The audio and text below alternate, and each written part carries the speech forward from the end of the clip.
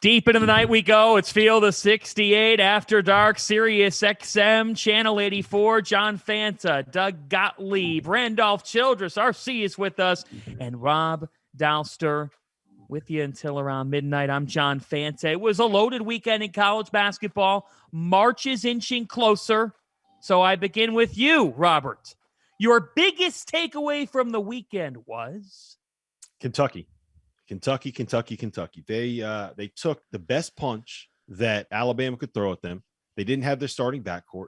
They basically played 5 guys for the entire game, and they beat a Nate Oates team that has proven the ability to get up and play with the best teams in college basketball this season. We saw what they did to Gonzaga. We saw what they did to a healthy Houston team.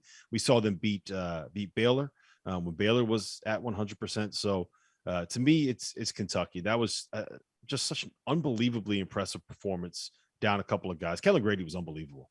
He looked like Steph Curry out there. I think he was 7 for 9 from 3, 26 points, playing without your 2 starting point guards. I can't say enough about how impressive that performance was. I think, I don't know if you guys agree with me. I think if they're at 100%, they are the most dangerous team coming out of the SEC in the NCAA tournament. Doug, you agree? I love Kentucky. Now, keep in mind, I saw them twice live fairly recently. A&M, where the A&M led the whole game to the last 4 minutes. But I really liked, even though Wheeler played poorly, he still made some plays, and they essentially played without him because they were trapping him on ball screens. And that was when I loved Ty and that as a freshman, just the balance and the way in which he carries himself. I really, and then I saw him when they kicked the crap out of Kansas. Like, Kansas gonna be 1 seed and Kentucky's a 2 seed. Wait a second.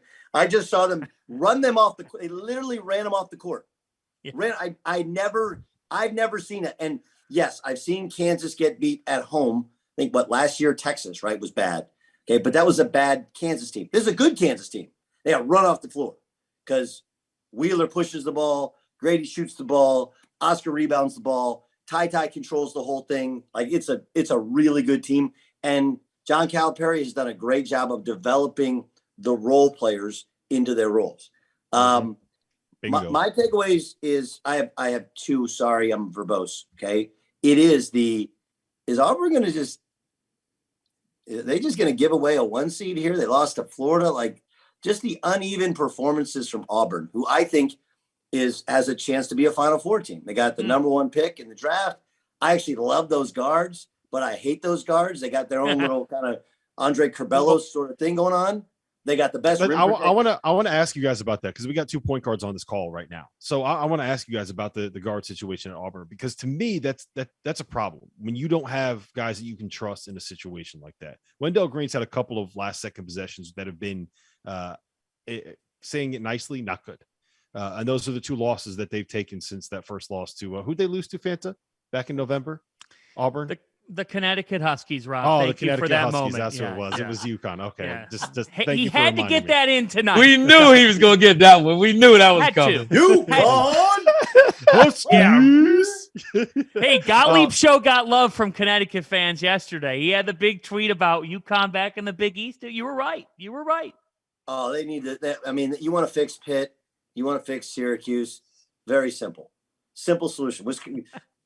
Forget. I mean, the problem anyway. But UConn, the Big East, is awesome, amazing. Yeah. Anyway, Auburn's guards. How concerned are you about them? Because I'm getting kind of worried. I'm concerned, but we've always been concerned about them, right? But we also got that same concern about Kentucky guards. I mean, if they don't get Ty back, we talked about this. They're right there. They're a Final Four team. When healthy, they're a national championship team. I think we all agree. But if that backcourt isn't healthy, they're not going to win it. They had a great win last night. That fits them. I mean, they still got big Oscar Tshiebwe inside. I mean, there's no answer on Alabama's team to defend him and the problems he creates. So I thought it was a gutsy win. I didn't expect them to win it without those guys. Great win. I was more impressed with Texas Tech than I was Kentucky over the weekend. I was more impressed with that because you go on the road and get Baylor, and then you go beat Baylor at home and then go on the road and beat Texas. Like I was more impressed with that. I thought Kentucky was at home. I wasn't surprised by the win. It was a great gutsy win, but Texas Tech was the team that impressed me the most this week.